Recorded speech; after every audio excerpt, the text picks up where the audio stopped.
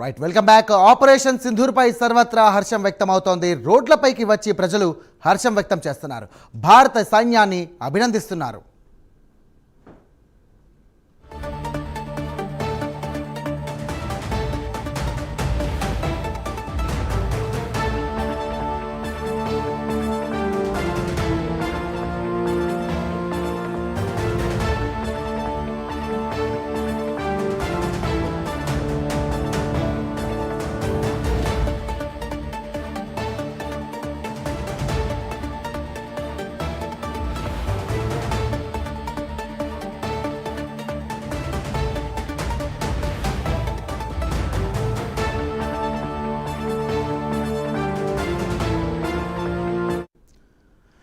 Right, దీనిపై మరింత సమాచారం మా ప్రతినిధి శ్రీరామూర్తి అందిస్తారు. శ్రీరామూర్తి, చెప్పండి, దేశం మొత్తం కూడా ఈరోజు ఆపరేషన్ సింధూర్ ఏదైతే చేపట్టిందో ప్రజలందరూ కూడా హర్షం వ్యక్తం చేస్తున్నారు. ఊరు వాడ పల్లె గ్రామాలు ఏది తేడా లేకుండా అందరూ కూడా సంబరాలు చేసుకుంటున్నారు. పాకిస్తాన్ ఉగ్రవాదులపై దాడిని ఈ సందర్భంగా కూడా అందరూ కూడా ఆహ్వానిస్తున్నారు. దీన్ని ఏ విధంగా చూడొచ్చు? ప్రస్తుతం పరిస్థితి ఎలా ఉంది అక్కడ? సాయిరామ్, ఏదైతే సింధూర్ ఆపరేషన్ సింధూర్ దీని మీద ఘటన మీద మొత్తం దేశవ్యాప్తంగా హర్షం వ్యక్తం అవుతుంది. ఎక్కడికెక్కడే ప్రజలతో పాటు మాజీ సైనికులు కూడా చాలా ఆనందం వ్యక్తం చేస్తున్న పరిస్థితి ఉంది. ఏదైతే పహల్గామ్లో పర్యాటకుల మీద తీవ్రవాద ఉగ్రముఖులు దాడి చేసి అమానుషంగా కాల్చి చంపిన ఘటన మీద ప్రతి ఘటనగా నిన్న అర్ధరాత్రి 1 గంట సమయంలో ఏదైతే పాకిస్తాన్లోని ఉగ్రవాద మూకల సముదాయాల మీద స్థావరాల మీద దాడులు చేసి 30 మందిని మట్టుబెట్టడాన్ని భారతదేశంలో ప్రజలందరూ కూడా స్వాగతిస్తున్నారు, హర్షం వ్యక్తం చేస్తున్నారు. అలాగే దేశవ్యాప్తంగా కూడా మరొక చర్యకు కూడా సిద్ధం కావాలి అని చెప్పేసి కూడా డిమాండ్ చేస్తున్న పరిస్థితి కూడా కనిపిస్తుంది. అయితే మనతో ఈ పరిస్థితిని పంచుకోవడానికి ప్రస్తుతం ఉన్న పాకిస్తాన్ భారత్ మధ్య నెలకొని ఉన్న ఉద్రిక్త పరిస్థితి నేపథ్యంలో ఈ దాడులు ఉగ్రవాద మోకల్ని మట్టుబెట్టడానికి భారత త్రివిధ దళాలు చేసిన సాహసాన్ని అభినందిస్తున్నారు.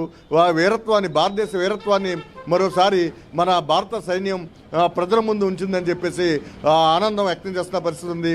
దీంతో మనతో మాజీ సైనికులు ఉన్నారు. చెప్పండి వెంకటరావు, మాజీ సైనికుడిగా ఈ విషయాన్ని ఎలా చూడాలి, ఈ ఘటన ఎలా చూడాలి? ముందుగా పహల్గామ్ మృతులందరికీ నా నివాళులు అర్పిస్తున్నాను. అదేవిధంగా పహల్గామ్ కాశ్మీర్ బార్డర్లో ఉంది. కాశ్మీర్ బార్డర్లో మేమందరం 71 వార్లో పాకిస్తాన్తో యుద్ధం చేయడం జరిగింది. పాకిస్తాన్తో వార్ జరిగింది. 71 వార్లో పాకిస్తాన్ వార్లో ఆ టైంలో డెవలప్ అవ్వని ఏరియాది.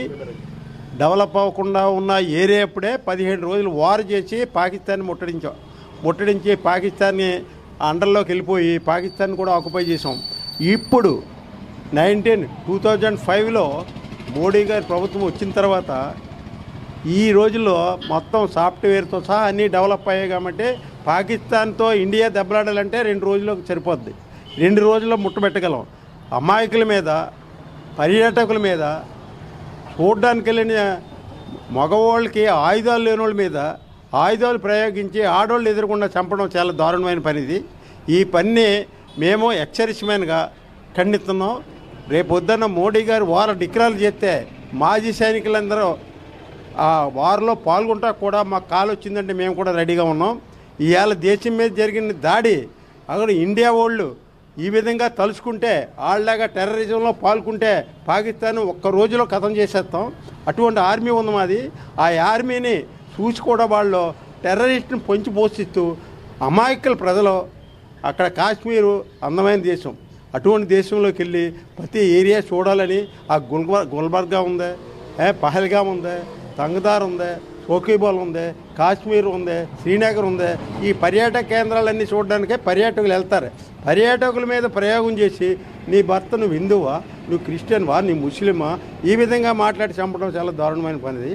మేము మాజీ సైనికులుగా ఈరోజు భారతదేశానికి ఏ ఆర్డర్ వచ్చినా మేము సైనికులుగా మేము అందరం వెళ్ళి పార్టిసిపేషన్ చేసి యుద్ధం చేయడానికి కూడా రెడీగా ఉన్నాం. మేము చెప్పండి, మీరు ఎట్లా మాజీ సైనికుడిగా?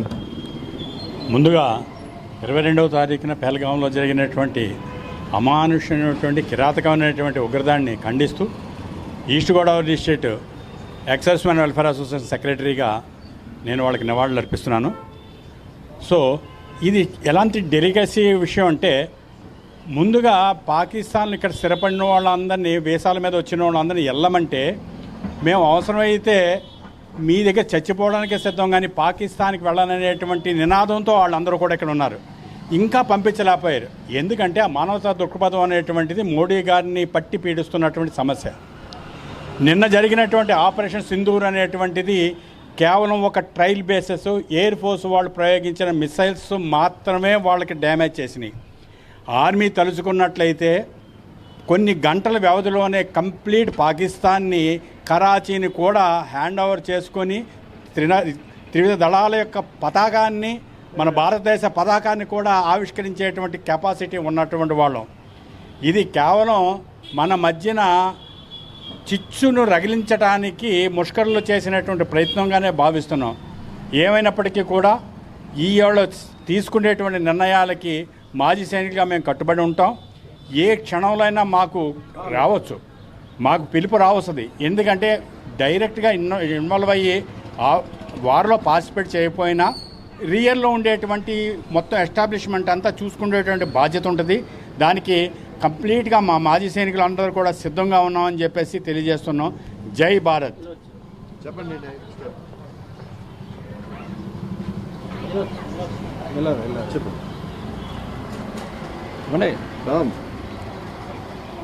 అయ్యా మీరు కూర్చుని పహల్గా దాని మీద ఇప్పుడు జరిగిన దీని మీద ఆపరేషన్ సింధూర్ మీద ఎట్లా స్పందిస్తున్నారు? భారతదేశం ఎలా స్పందిస్తుంది? మన భారతదేశం ఎప్పుడు సార్వభౌమాధికారానికి సంబంధించిన అంశం ఉత్పన్నమైనప్పుడు ప్రతిసారి ఈ దేశం చాలా బలోపేతంగా ఉన్నదని అంతర్జాతీయ వేదికల మీద అందరూ మాట్లాడతారు. అయితే విషయం ఏంటంటే, ఈవేళ జరిగినటువంటి మన మీద జరిగిన దాడికి ప్రతీకార చర్యలు తీసుకోవడం విషయంలో చాలా చక్కగా నిర్ణయం తీసుకున్నారు. కేంద్ర ప్రభుత్వానికి పూర్తి స్థాయి మద్దతు అన్ని రాజకీయ పార్టీలకు అతీతంగా కేంద్రంలో పరిపాలిస్తున్నటువంటి ఇప్పుడున్న ప్రభుత్వానికి తప్పకుండా మద్దతు తెలియజేయాల్సిన అవసరం ఉంది. అంటే ఒక భారతీయుడిగా ఈవేళ దురదృష్టం ఏంటంటే, సైనికుల యొక్క మనోధైర్యం దెబ్బతినకుండా, సైనికుల తాలూకా మనోధైర్యం దెబ్బతినకుండా సైనికులకి ఈవేళ మనం బాసటగా నిలవలసినటువంటి భారతీయులుగా మన కర్తవ్యం ఈవేళ మన ముందుంది. And at the same time ఇక్కడ చిన్న కీలకమైన అంశం ఏంటంటే, ఎక్కువగా రెవెన్యూ ఖర్చు పెట్టాలి. దేని మీద? మన భద్రత విషయంలో రెవెన్యూ ఖర్చు పెట్టాలి. వాళ్ళు దేశానికి సంబంధించిన సైనికులుగా ఉండి నిరంతరం భారతదేశాన్ని కాపాడడం కోసం బార్డర్లో చలికి కానీ లేకపోతే వర్షానికి కానీ మంచుకు కానీ అక్కడ వాళ్ళు ఉన్నారంటే మనం ఇంత సుభిక్షంగా ఈవేళ మనం మామూలుగా మన కుటుంబాలతో హ్యాపీగా వ్యాహవాలుగా ప్రతి వాళ్ళు మనం ఇలా తిరుగుతున్నామంటే దీని వెనక ఎంత కఠోరమైనటువంటి దీక్షా దక్షత ఉన్నది ఆ సైనికులకు మనం అందరం తెలియజేయాలి. అంటే సైనికులకి రిక్రూట్మెంట్ లేదండి. 4 ఏళ్ల నుంచి సైనికులు రిక్రూట్మెంట్ లేదు. ఈవేళ ఉన్నటువంటి పరిస్థితుల్లో అగ్నివీర్ అని చెప్పేసి 4 ఏళ్ళ వరకే పరిమితం చేస్తే ఎలా కుదురుతుంది? శాశ్వత ప్రాతిపదిక మీద ఉద్యోగం ఉండాలి. 100% వాళ్ళు ప్రాణత్యాగం చేస్తూ ఉన్నారు. పార్ట్ టైం జాబ్ చేయడం కుదరదు. ఈవేళ పార్ట్ టైం జాబ్ అనేటువంటిది అన్ని రంగాల్లోనే వచ్చేసి అన్ని రంగాల్లోకి వచ్చి ఈ రంగంలో కూడా రావడం కరెక్ట్ కాదు. అయినప్పటికీ ఈవేళ కేంద్రం తీసుకునేటువంటి ప్రతి చర్యకి సైనిక చర్య ఏదైతే ఉందో ఆ సైనిక చర్యకి మనం అందరం బాధ్యతగా ఉండాలి. యాజ్ అ ఇండియన్గా నేను గర్వపడతా ఉన్నాను. And at the same time ఈవేళ మనం ఇరు దేశాల మధ్యన ఉద్రిక్తలను తగ్గించవలసినటువంటి ఆవశ్యకత కూడా ఉన్నది. ఆ విధంగానే మనం శాంతి కాముకులు, ఒరిజినల్గా చెప్పాలంటే శాంతి కాముకులు. ఈవేళ ఈ శాంతి కాముకులు అంతరంగం రగిలిపోతుందంటే కారణం ఏంటంటే 26 మంది భారతీయులను చంపేశారు. 26 మంది భారతీయులను చంపేశారు. భారతీయులను చంపారనేటువంటి విధంగా చూడాలి తప్పించి దీంట్లో డివిజన్ తీసుకొచ్చి ఇందులో మనం ఏదో లబ్ధి పొందాలనేటువంటి ఆకాంక్ష మాత్రం ఎవరికి ఉండకూడదు.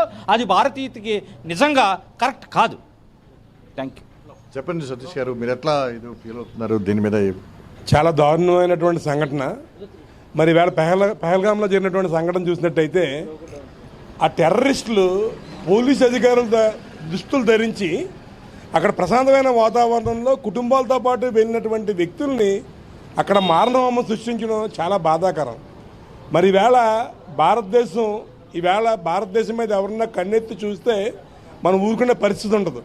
అటువంటిది పర్యాటకుల దగ్గరికి వెళ్ళి మరి మనం ఎవరెన్ని మాటలు మాట్లాడుకున్నా వాళ్ళు అక్కడ చాలామంది మగవాళ్ళ యొక్క దుస్తులు తీసి మీరు ఏంటి అని తెలుసుకుని చంపారంటే వాళ్ళ ఉద్దేశం ఏంటంటే ఈ దేశంలో ఏదో అల్లకల్లోలు సృష్టించాలని చూశారు.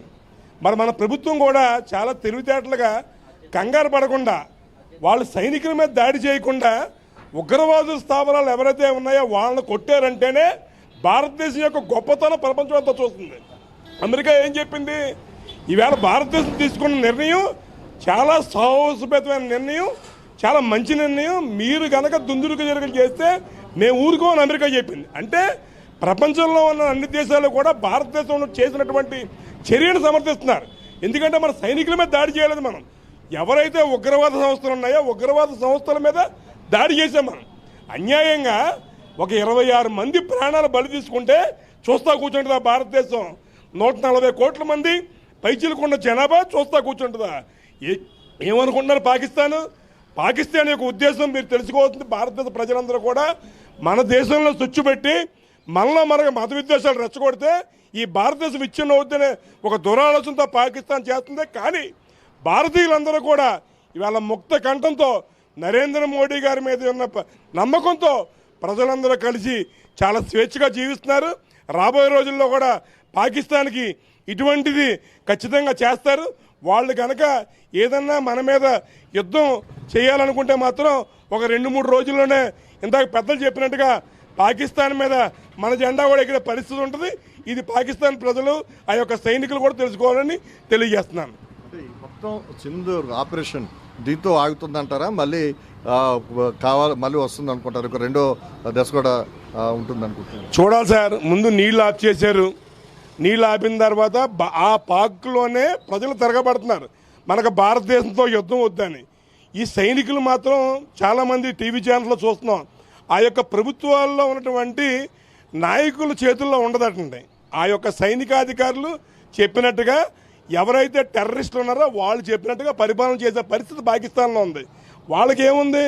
మీరు మనం చూశారు, సైనాధ్యక్షుడు వాళ్ళ కుటుంబాన్ని వేరే దేశం పంపించాడంట. చూసారా? అంటే ఆడ కుటుంబం స్వేచ్ఛగా ఉండాలి, వాళ్ళ దేశం ఏమైపోయినా పర్లేదు. అక్కడ ప్రజలు తిరగబడుతున్నారు. కానీ ఖచ్చితంగా మన భారతదేశంలో ఉన్న ప్రజలందరూ కూడా చాలా ధైర్యంగా ఉన్నారు. అసలు యుద్ధం జరుగుతుందనే భయం కూడా లేకుండా మన ప్రజలు ఉన్నారంటే ఒక నరేంద్ర మోడీ గారి యొక్క ప్రభుత్వం మీద ప్రజలందరూ కూడా నమ్మకంతో ఉన్నారని మీకు తెలియజేస్తున్నాను. చెప్పండి, మీరు ఎలాగా ఈ ఆపరేషన్ సింధూర్ చూస్తున్నారు? ఏదైతే ఇవాళ భారతదేశం ఒక ప్రజలు ఇవాళ ధైర్యం ఇచ్చారు ప్రధాని నరేంద్ర మోడీ గారు. ఎందుకంటే ఇవాళ దాకా పాకిస్తాన్ ఇవాళ తీవ్రవాదాన్ని పెంచి పోషించింది. ఎప్పుడు భారతదేశం మీదకి తీవ్రవాదులను పంపించడం జరుగుతుంది. ఇవాళ ఏదైతే తీవ్రవాదం మాకు సమస్యగా ఉందని చెప్పి పాకిస్తాన్ వారు మొరబెట్టుకునే పరిస్థితి. పాకిస్తాన్ ఇవాళ తీవ్రవాదంపై ఫైట్ చేయలేకపోతుంది. పాకిస్తాన్ తీవ్రవాదులపైన భారతదేశం ఫైట్ చేసే పరిస్థితి వచ్చింది. ఇవాళ సాధారణ పౌరులకి ఎలాంటి ప్రమాదం జరగకూడదని చెప్పి ఇవాళ భారతదేశ ప్రభుత్వం ఏదైతే ఉందో తీవ్రవాద స్థాయిల మీద రాత్రి 12:45 దాడులు చేసే వేళ భారతదేశానికి మరియు ప్రపంచ దేశాలకి ఈ తీవ్రవాదుల మీద దాడిగానే దీన్ని పరిలో తీసుకోవాలి తప్ప ఏదో ఇవాళ మన భారతదేశానికి నష్టం కల్పించారు కాబట్టి ఇవాళ ఏ అయితే తీవ్రవాదులు ఉన్నారో వాళ్ళు సైనిక ముసుగులో మన దేశం పౌరుల మీద దాడికి ఖండిస్తూ ఇవాళ భారతదేశం గౌరవమైన స్థాయిలో ఇలా యుద్ధం చేసిందని చెప్పి మేము తెలియపరుస్తున్నాం. ఇవాళ భారతదేశం ఒక గౌరవాన్ని ప్రపంచ దేశాలకి ఇవాళ తెలియపరచడం జరిగింది. అంటే ఇప్పుడు కేవలం ఏదైతే ముస్కర్లు ఉన్నారో తీవ్రవాదులు ఉన్నారో వారి స్థావరాలనే టార్గెట్గా చేసుకుని భారత్ క్షిపణిని ప్రదర్శించడం అనేది ఎలా చూడాలి? ఇవాళ ఏదైతే తీవ్రవాదుల మీద దాడి ప్రపంచం అంతా ఖండిస్తుంది. ఇవాళ తీవ్రవాదం నశించాలని ప్రపంచ దేశాలు అమెరికా కూడా కోరుకుంటుంది. ఏదైతే ఉందో ఇవాళ మనం వాళ్ళ దాడి ఏదైతే క్షిపణుల దాడి చేసామో మనం ప్రపంచాన్ని మెసేజ్ ఇవ్వగలిగాం. మేము మా దాడి ఇప్పుడు తీవ్రవాదం మీద అని చెప్పి నరేంద్ర మోడీ గారు ఇవాళ చేసి చూపించారు. ఇది సాయిరామ్, ఇక్కడ ఏదైతే భారతదేశం అంతా కూడా ఇది ఏదైతే ఆపరేషన్ సింధూర్ని స్వాగతిస్తుంది. ఇది కేవలం పాకిస్తాన్లోని ఏదైతే ముస్కర్లు తీవ్రవాదులు ఏదైతే ఈ మజూజ్ ఉన్నారో ఆ స్థావరాన్ని టార్గెట్ చేసి క్షిపణిని ప్రయోగం చేసి కేవలం తీవ్రవాదుల్ని స్థావరాలనే మట్టుపెట్టారు. దీనివల్ల పౌరులకి ఎవరికి ఇబ్బంది కలగలేదు. అయితే పాకిస్తాన్ మరోవైపు సరిహద్దుల్లో భారత పౌరుల మీద సైనికుల మీద దాడులు అంటే కాల్పులు జరపడాన్ని మాత్రం తీవ్రంగా ఖండిస్తున్నారు. ఇక్కడ తీవ్రవాదాన్ని అంచబెట్టడంలో పాకిస్తాన్ విఫలమైంది. అదే తీవ్రవాదాన్ని పెంచి పోషించి ఈరోజు భారత్ మీదకి ఎగదోస్తుంది. ఈ చర్యల్ని భారతదేశ వ్యాప్తంగా తీవ్ర స్వరంతో మొత్తం భారతీయులందరూ కూడా తీవ్రంగా ఖండిస్తున్నారు. ఇలా ప్రధాని మోడీ తీసుకున్న నిర్ణయాన్ని స్వాగతిస్తున్నారు. ఈ విషయంలో వెనక తిరిగి చూడకూడదు. మొత్తం తీవ్రవాద చర్యని అన్నిని కూడా మట్టుబెట్టాలి. మొత్తం స్థావరాలన్నీ కూడా మట్టుబెట్టి మొత్తం ప్రశాంత వాతావరణాన్ని కాశ్మీర్లో కల్పించాలని చెప్పి కూడా ఇక్కడ డిమాండ్ చేస్తున్న పరిస్థితి కనిపిస్తుంది. అవసరమైతే యుద్ధం కనుక వచ్చినట్లయితే మాకు మేముగా కూడా వెళ్ళి అక్కడ కార్యకలాపాల్లో పాల్గొనడానికి మేము సిద్ధంగా ఉన్నామని కూడా ఇక్కడ మాజీ సైనికులు చెప్తున్న పరిస్థితి ఉంది.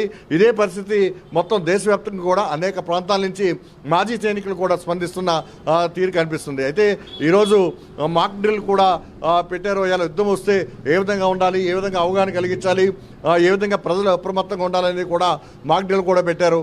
ఇలాంటి నేపథ్యంలో చాలా అప్రమత్తంగా మొత్తం అధికార యంత్రాంగం అంతా ముఖ్యంగా సైనిక దళాలన్నీ కూడా చాలా అప్రమత్తంగా ఉన్నాయి. తీర ప్రాంతాలన్నీ కూడా అప్రమత్తం చేసిన పరిస్థితి ఇక్కడ కనిపిస్తుంది. Sairam. Right, thank you Sriramurthy.